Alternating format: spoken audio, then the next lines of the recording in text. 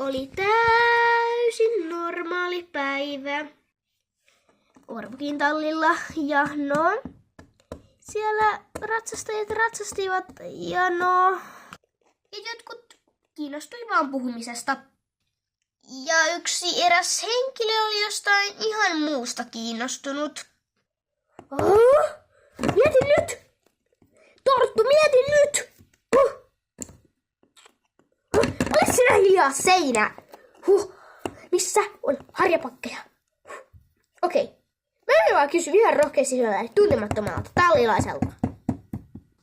Hei, sattuisitko tietämään, missä harjapakit ois? En mä tiedä, kun mä oon aika uusi täällä tallilla. Ei yllättänyt. Heippa, jättiläinen. Hei, on ihan normaali kokoinen. Oikeest.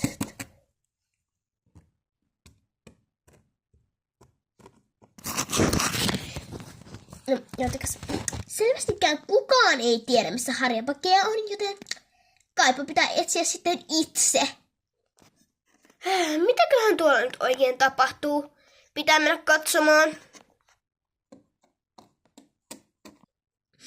Tää on kiva tällainen pikku porsastalli, mut mitä mä näen oikein mun kamerassa? Ja anteeksi, kukas sä oot ja kuvaat täällä videota? Täällä ei oo saanut lupaa. Joo. Anna! Sattuks? Mitä sulle tapahtuu? Oishan se pitänyt arvata, että jokaisella tallilla on tämmönen ilkimystyyppi. Okei.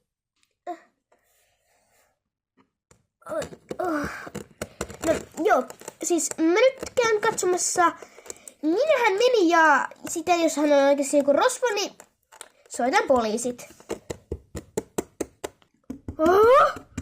Miksi te aina unohdutte jonnekin? Voiko sä väistää? Joo, Emilio.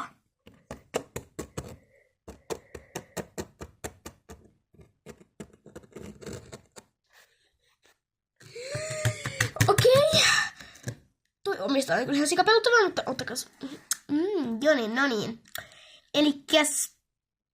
Joo, tää video on siis mun myydäu, eli Jortsu Tortsu, voitte sanoa, joo.